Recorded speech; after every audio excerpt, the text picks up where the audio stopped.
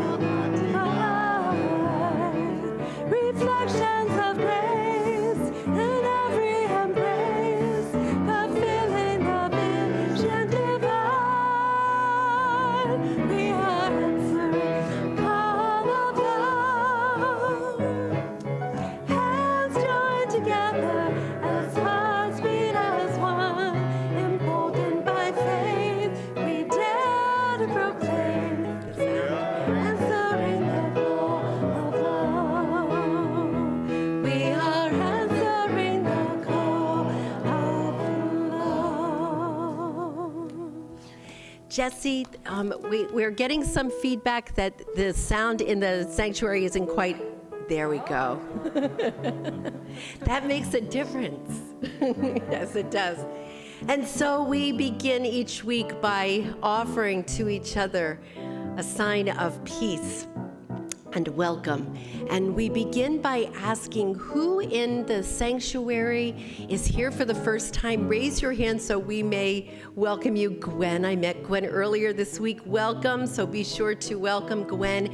And if you're here for the first time in the online pews, please say so in the YouTube chat and you will be welcomed there as well. Let us offer each other a greeting of peace. Peace be with you all.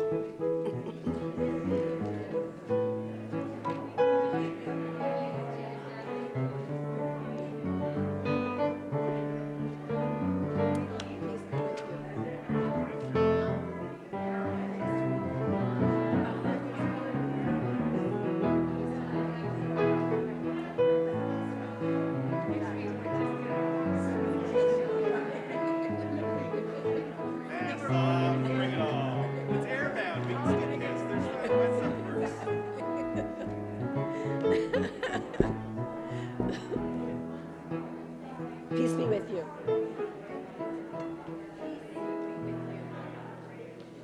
I'm just wishing you peace.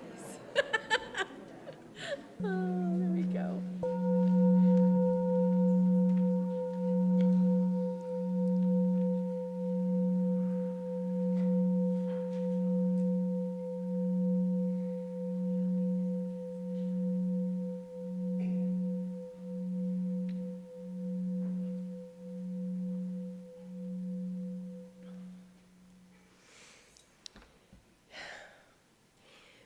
Frida Berrigan and Patrick Sheehan Gomer are serving as our co-liturgists this morning. And so in that role, they will be lighting the chalice this morning. Welcome, Patrick and Frida. It's so good to have you. Come on over.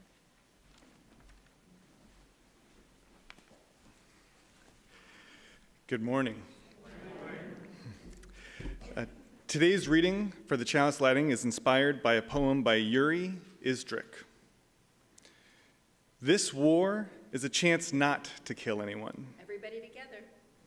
There is a string that binds us all together.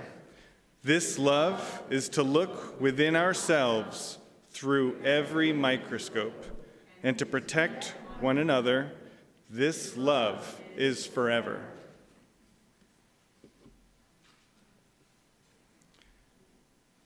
And now we'll light the candle of peace. We light this candle of peace for the way to peace, for disarmed hearts and disarmed nations.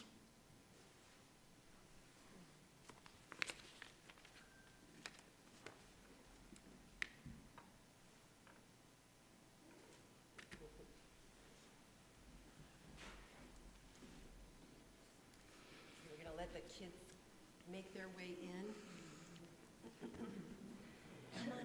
We're inviting the children to come up front for the story of peace. Look at these marvelous children. Hello, everybody.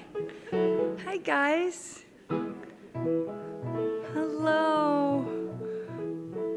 Hi. Hello, everyone. Reverend Carolyn says that next week we won't need to wear masks anymore. That was, you Oh. Did I stole Carolyn's thunder. I'm so sorry. I was really just talking to the children. There's so much more to say about that. You'll hear about it later. Okay. I'm just so excited to see these kids' faces. So our story for all ages is called I Am Peace, a book of mindfulness. And it's written by Susan Verde, and Peter Reynolds illustrated it. Are you guys ready? Ready for this story? Yeah. I'm going to try not to cry as I read this story. Yep. Okay. There are times when I worry about what might happen next and what happened before. The thoughts in my head are like rushing water, and I feel like a boat with no anchor being carried away. I give myself a moment. I take a breath. And then I tell myself, it's all right. I feel the ground beneath my feet and steady myself, and I start to notice the here and now. My thoughts begin to settle. My mind begins to clear, and I am peace.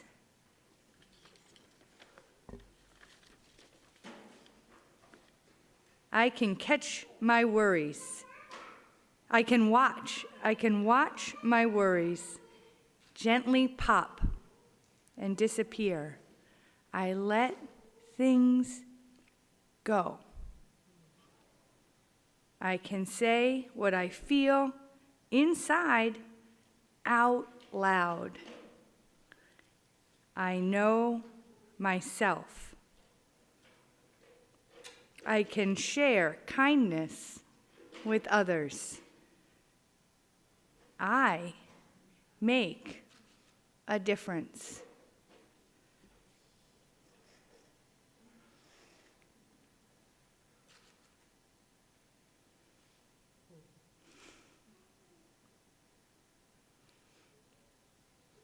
I can hug a tree and thank it for its beauty and its strength.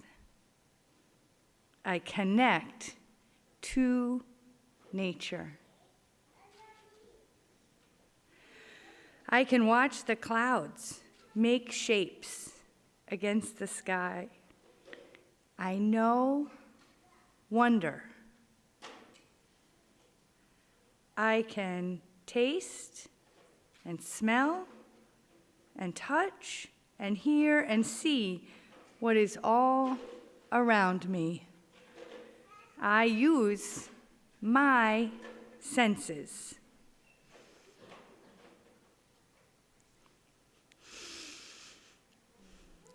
I can feel my breath fill my whole body. Now the water is still. I have found my anchor, and everything is all right. I don't need to worry about before or after. I am this moment. I am peace. Now I share my peace with others and hope that it is carried away to those who need it. I am dream. We are peace.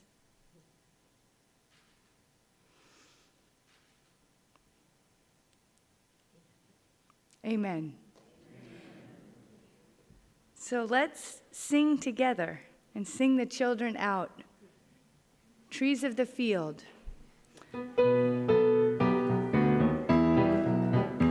They'll go out with peace and they'll bring forth with peace. The mountains and the hills will bring forth before you. There'll be shouts of joy, and all the trees of the field will clap their hands. And all the trees of the field will clap their hands. Trees of the field will clap their hands. Trees of the field will clap their hands as we go out with joy.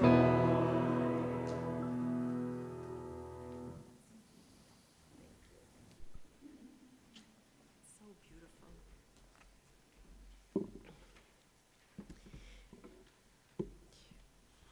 We make certain commitments to each other here at All Souls. And one of them is to bear witness to each other's lives, the joy and the sorrow that we move through as part of our everyday. And so we do that in a couple of ways. As many of you know, you can send something through email to belovedcommunity@allsouls.net, or write in the book. If you're here in person, this book's in the lobby. Or if you are in the online pews, you can write something in the chat and we will share it aloud here in Unity Hall. And so we begin by preparing our hearts for this moment of deepening and sustaining this beloved community.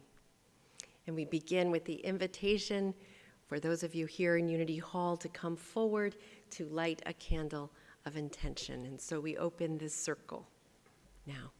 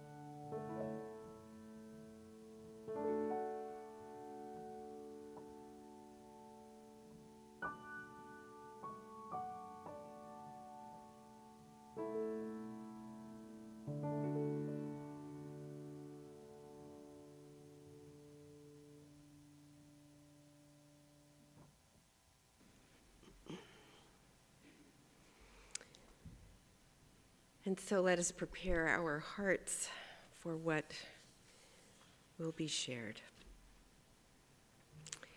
Judy shares that this is the second anniversary of her beloved sister Patty's passing. How is that possible, Judy, right? How is it possible? March 13th, 2020, as the world shut down. Oh, so much loss in one day. We did not hear from folks online, so let's see what our dearly beloved on the online pews have to share. All right.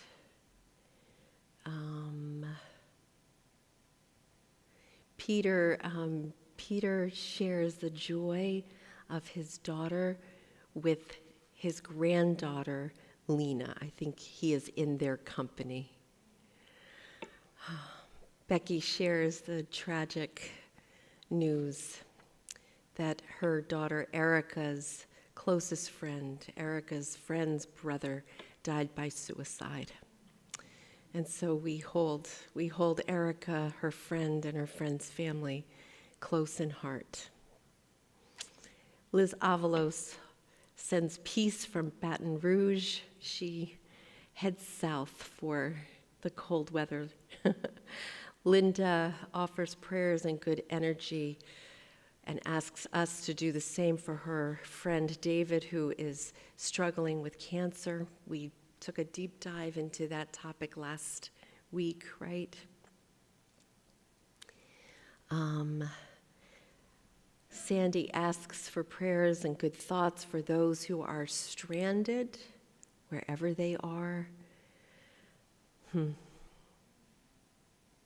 We are all stranded in one way or another, right? And that is what we have from the online pews at this moment. I would also like to share at this time that a family that is part of the All Souls community had been here and then moved away, the Crider family. They suffered a terrible loss a week ago. John, who is the father, the husband of the family, died of cancer. His children, he and Ellen's children, are 6 and 5.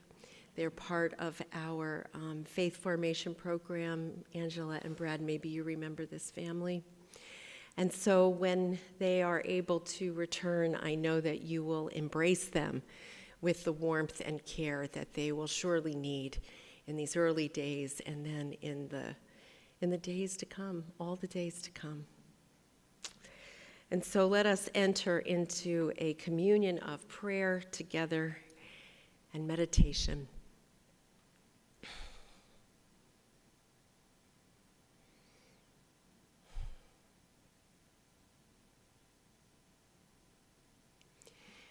Spirit of life and of love, in all of the ways that Spirit is known and named and intuited.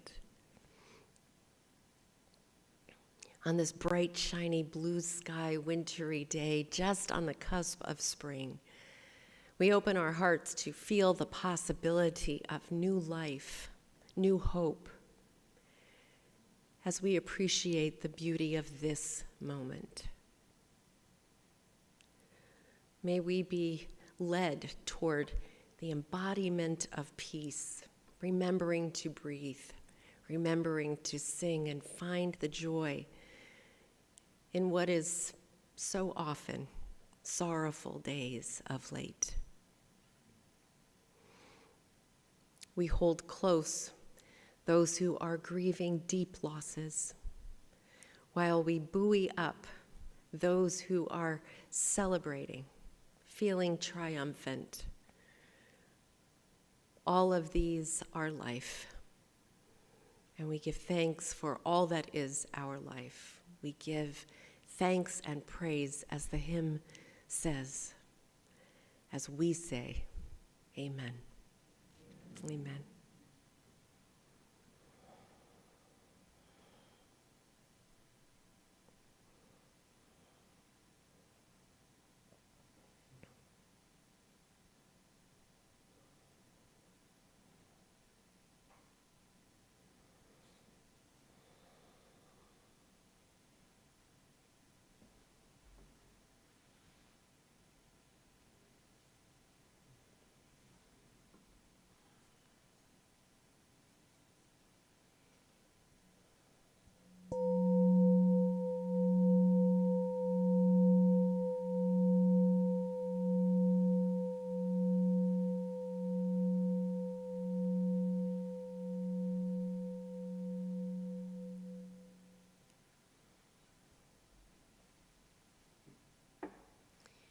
To close this circle, we will join our voices in singing the hymn, Filled with Loving Kindness. You may remain seated as we sing.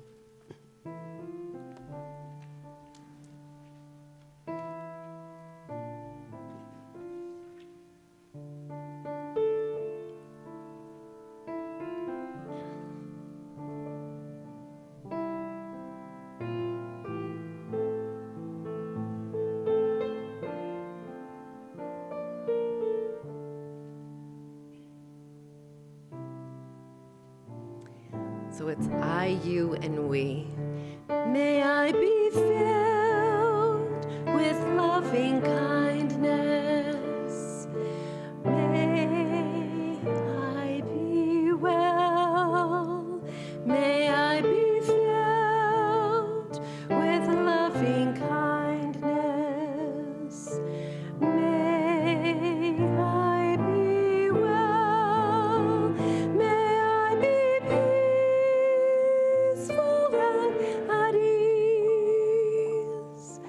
May I be whole. May you be filled with loving kindness. May I be well. May I be filled with loving kindness. May you be well. May you be peaceful and at ease. May you be whole. May we be filled with loving kindness. May we be well. May we be filled with loving kindness. May we be well. May we be peaceful and at ease. May we be whole. Amen.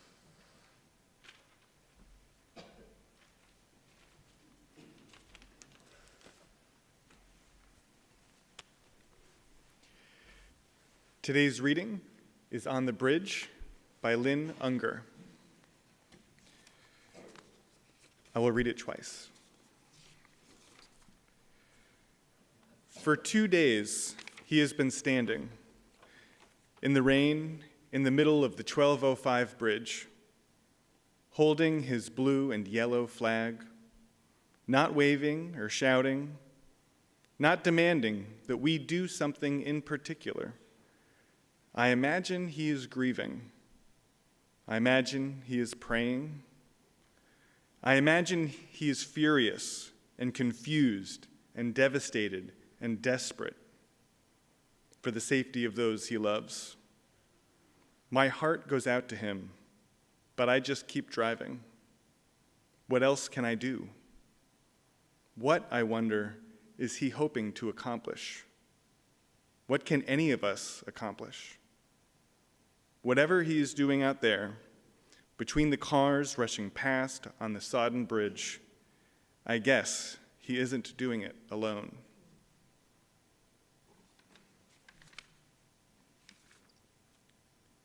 For 2 days, he has been standing in the rain in the middle of the 1205 bridge, holding his blue and yellow flag, not waving or shouting, not demanding that we do something in particular.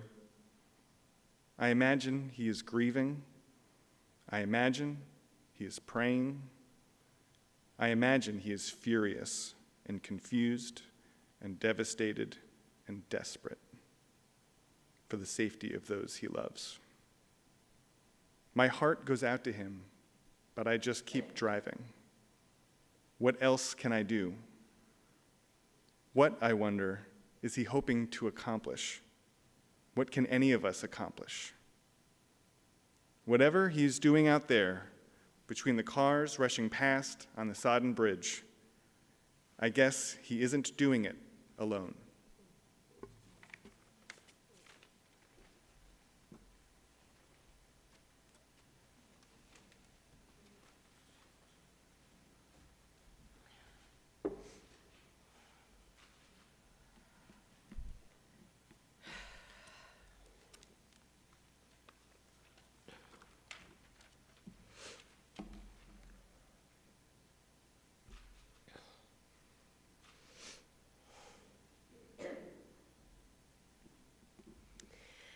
Our hearts go out to the Ukrainian people for the brutality, cruelty, and devastation that they are suffering.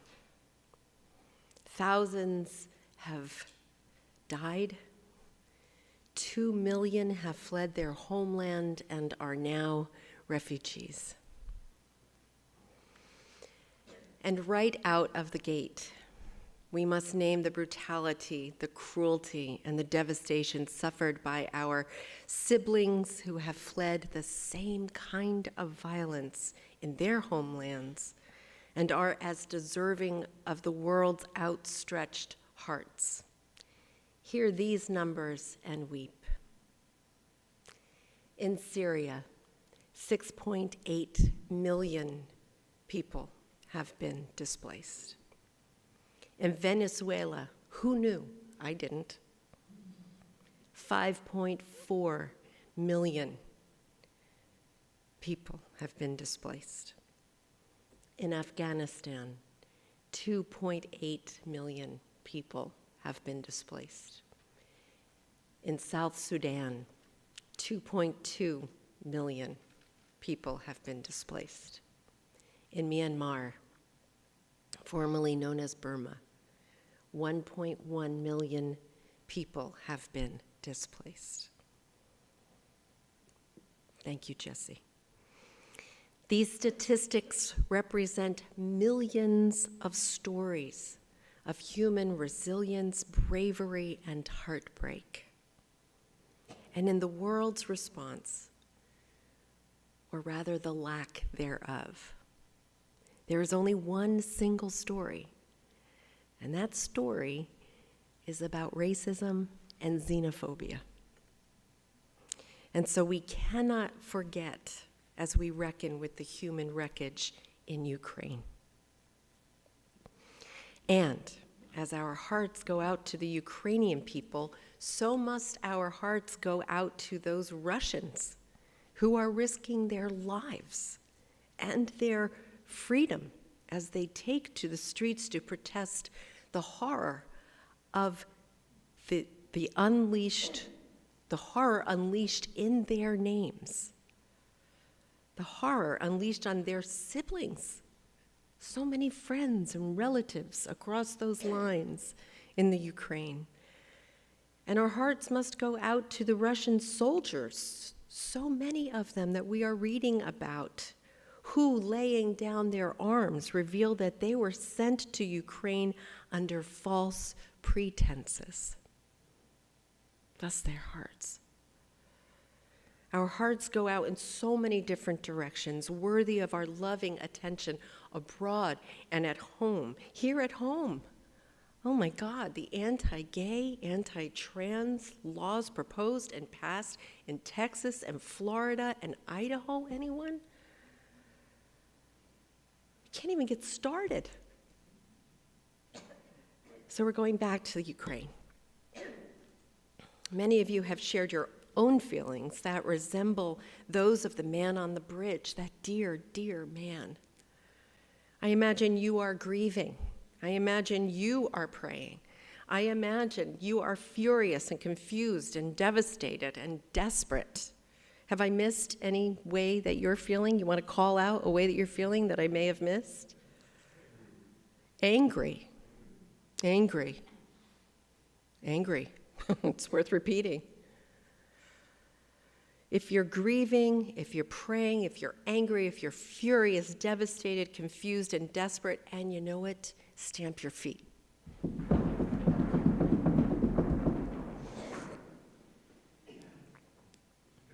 That feels so satisfying. All of those big feelings that we just named, that we stamped our feet over, they contribute to a sense of overwhelm.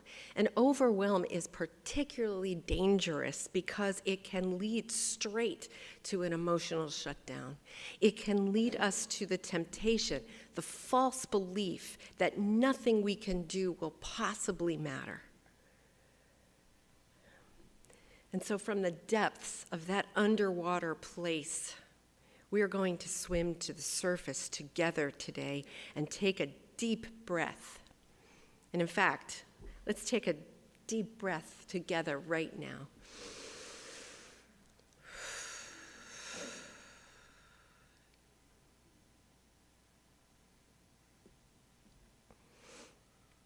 Breath, the stamping of feet. It helps. Okay, let's start for the surface. Someone, and it is not clear who, once said that God created war so that we would learn geography. And I would add history.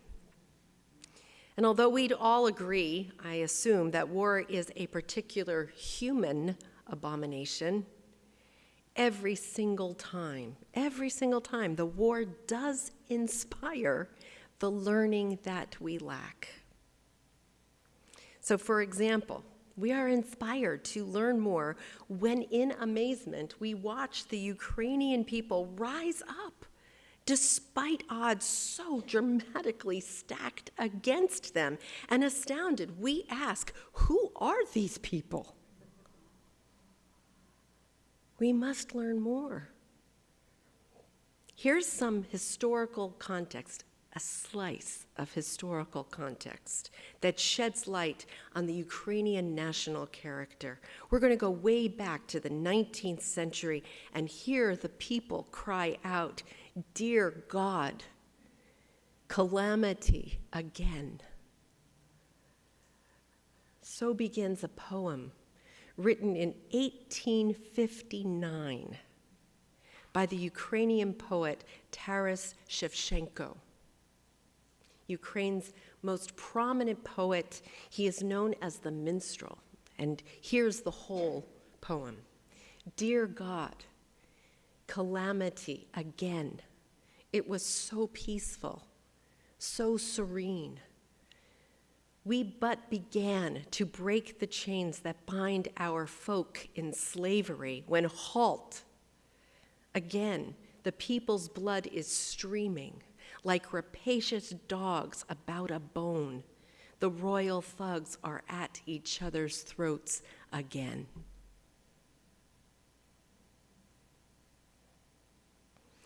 I learned that Shevchenko wasn't speaking metaphorically when he referred to slavery. He himself was born into slavery in central Ukraine, then part of the Russian Empire. The horror of slavery grew worse when, as a child, he was taken from his family and brought to St. Petersburg, where years later, many years later, he was an adult. A group of artists, impressed by Shevchenko's promise, artistic potential, bought his freedom from his Russian master. A hateful word. This poem and the poet's life story offers insight into the spirit and identity of the Ukrainian people. A spirit formed by the trauma of slavery and Russian occupation in the 19th century.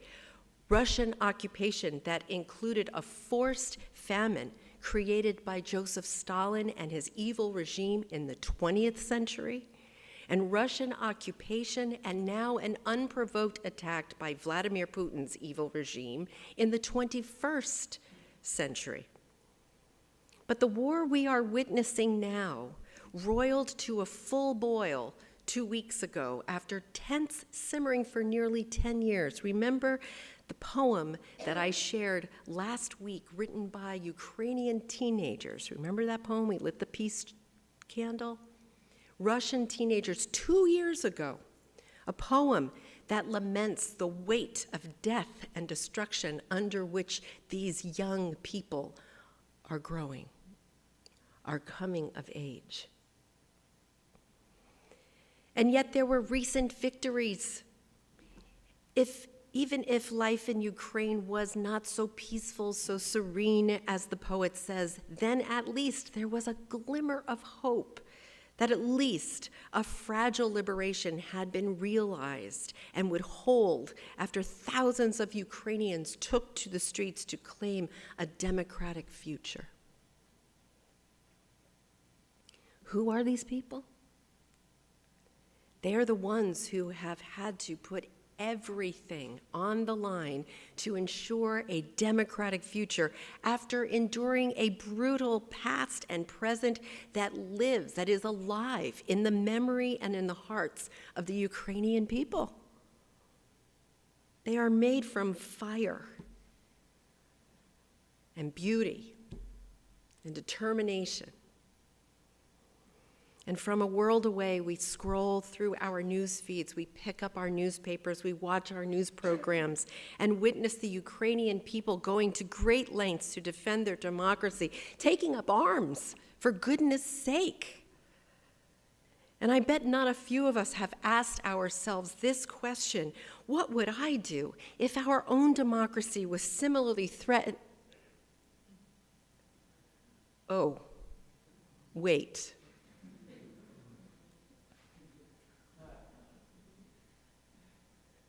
What am I doing? What are we doing? What are we doing to defend democracy here at home?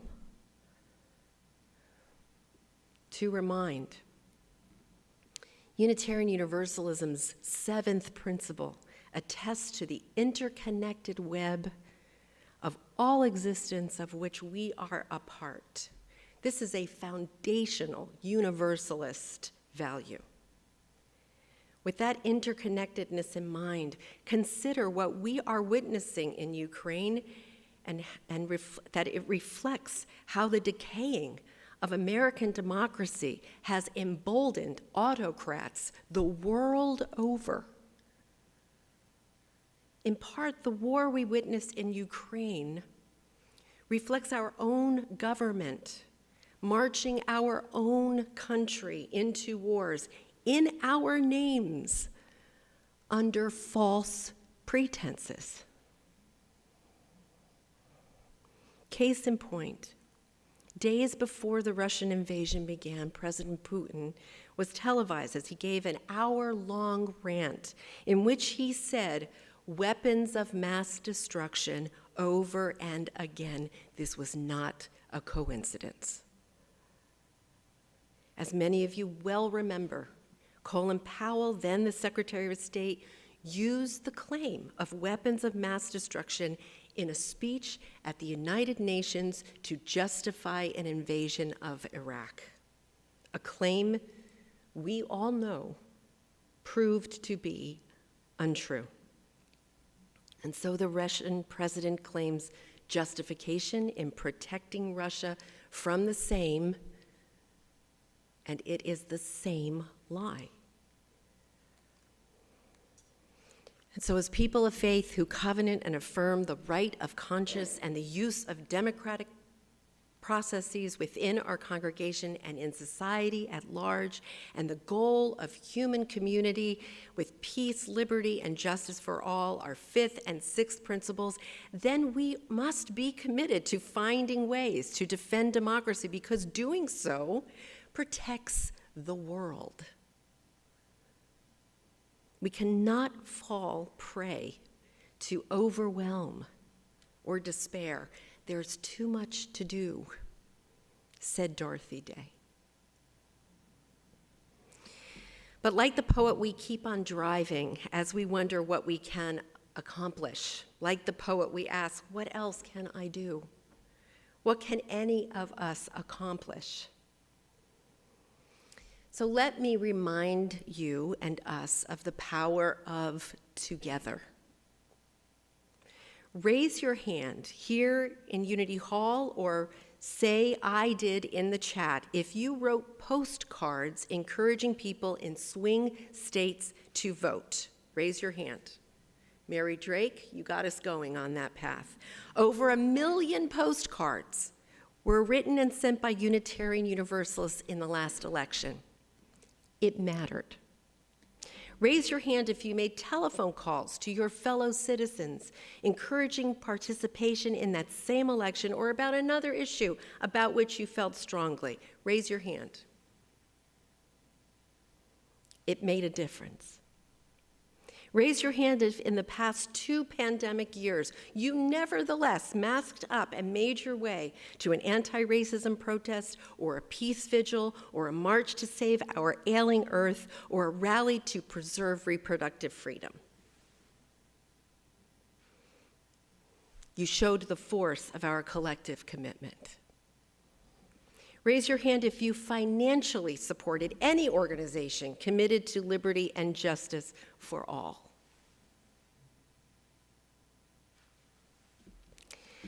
So many organizations, good organizations, made it through these lean times because of our collective generosity. Next week, our Good Neighbor offering, the beneficiary will be the International Rescue Committee for their on-the-ground work in Ukraine. It will help. So plenty. Together, we can accomplish plenty. I hope that you will all, every single one of you, be at the Community Peace Vigil tomorrow night. Bill is playing. Where are you? Bill is playing. Jeff Kaufman is leading us in song. Mark Samos will be speaking on behalf of Start Fresh in their efforts to resettle refugees, and I'll be introducing Mark with this story. So if you'll be at the vigil, you're going to hear this story twice in as many days, but that's okay. It's a good story. At a meeting of the Greater New London Clergy Association in 2015, our friend Monji Duwati, who then represented the New London Mosque and Muslim community, threw down the gauntlet at the table. We were right down the hall in the Vail Library as we met. The refugee crisis in the Middle East was raging. And as religious leaders, we were, by and large, overwhelmed, and yes, we were paralyzed. Monji would have none of it. He blew away the fog that is, what can any of us accomplish? And he challenged us to stop sitting around that table and talking and praying. He challenged us to do something. So it was out of this challenge that Start Fresh was born. At the start, it was just a bunch of good-hearted people who had no idea what resettling refugees would entail. Quite a few of you know the rest of that story. Raise your hand if you have been involved with Start Fresh's efforts. Yeah. That bunch of good-hearted people representing a bunch of faith communities got together. There were about 80 people at this first gathering at Congregation Beth El. And we heard representatives from the Integrated Refugee and Immigration Services from New Haven, IRIS. They came and talked with us, and they helped that bunch of good-hearted people figure it out. And for All Souls' part, we bought the house next door that we've named the House of Hope as a soft landing for those seeking refuge in a new country after suffering torments that most of us, thank God, will never know. These 3 families have made that house their first home, and a 4th family will be our neighbors by early summer. That's the power of together, and it is good. And how about individually? If you think you have nothing to contribute that will create a more peaceful world, you're wrong. How's that for a pastoral response? You're wrong. You're wrong. Any little thing you do can help. From the Christian Left's Facebook page, I ordered these beautiful stickers designed by a Ukrainian artist, and all the profits will go to that artist. I ordered stickers. It helps. It helps. And there's this, the basics. Be the most kind and fiercely loving person you can be. People keep talking about this epidemic of meanness and impatience. I think it's true, but you could do something about that. Honor our first principle, the inherent worth and dignity of all people, and treat people accordingly. Every morning, as a new day dawns, give thanks, and then say out loud, I will be the walking, talking embodiment of peace. In the face of bad behavior, I will resist the temptation of responding in kind. It's so tempting, I know. Like the child in this morning's story, give yourself a moment, take a breath, and then tell yourself, it's all right. It's all right. Say it with me, it's all right. It's all right. Every morning as a new day dawns, give thanks and say out loud, I am peace. Say it with me. I am peace. Write it in the chat. Say it again. I am peace. Every morning as a new day dawns, give thanks and say out loud, we are peace. Say it with me. We are peace. Say it again. We are peace. Yes, you are. Yes, we are. Let there be peace for the Ukrainian people. Let there be peace for the Russian people. Let there be peace for the Syrian people. Let me hear you say amen. Amen. Peace for the Afghan people. Amen. Peace for the Venezuelan people. Amen. Peace for the South Sudanese people. Amen. Peace for the Myanmarese people. Amen. Let there be peace on earth. And let it begin with each one of us and all of us together. Amen. Let us enter into a communion of silence and hold the possibility of peace and our power to make that happen in small ways and large.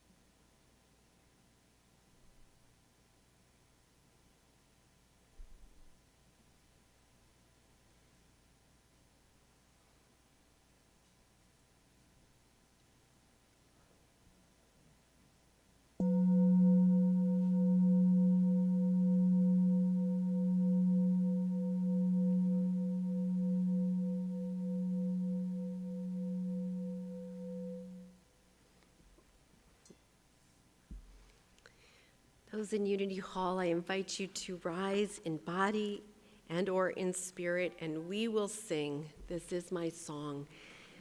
Those of you at home, I trust you are singing out and strong.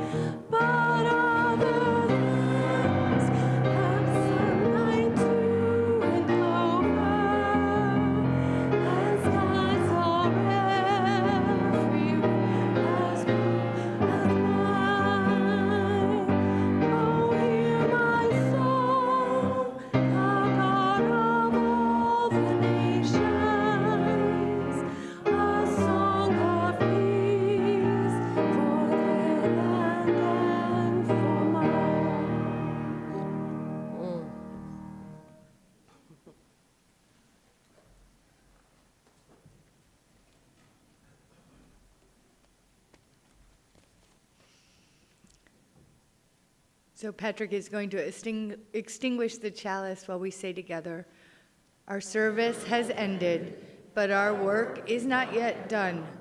May our spirits be renewed and our purpose resolved as we meet the challenges of the week. The chalice flame is extinguished until once again ignited by the strength of our communion." I invite you at home to put your hand over your heart and reach out to the community and Unity Hall. Reach out.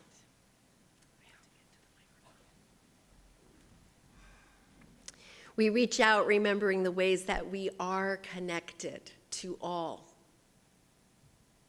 We reach out feeling our power, the power of together, and the power of each one of us individually. May we embody peace as the world wars. May the peace that each one of us puts into the world be powerful and strong. Go in peace and return again with great joy. Amen. Amen. I invite you to be seated so that we may absorb the beauty of the postlude. Going to need some help.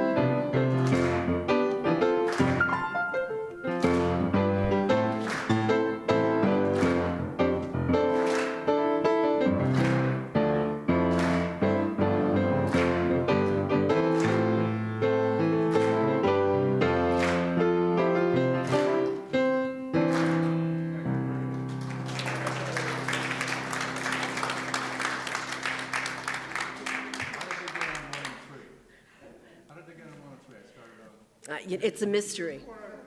It's a mystery. It's a mystery that no one will ever be able to resolve. Who knows? Who knows? It was wonderful. Doesn't matter. Thank you. All right, a couple of things for all of you to know. We thank you, as always, for your financial support of the congregation. And with that, I want to update you on our stewardship campaign. We had quite a leap last week, which was wonderful. We are up to $270,871.58. Every penny counts and helps. So to those of you who have taken the time to turn in your financial commitment form, we thank you. That is 101 households have done so thus far, which is great, 59 of which were able to increase their pledge from the year before. So we're grateful for that as well. Thank you.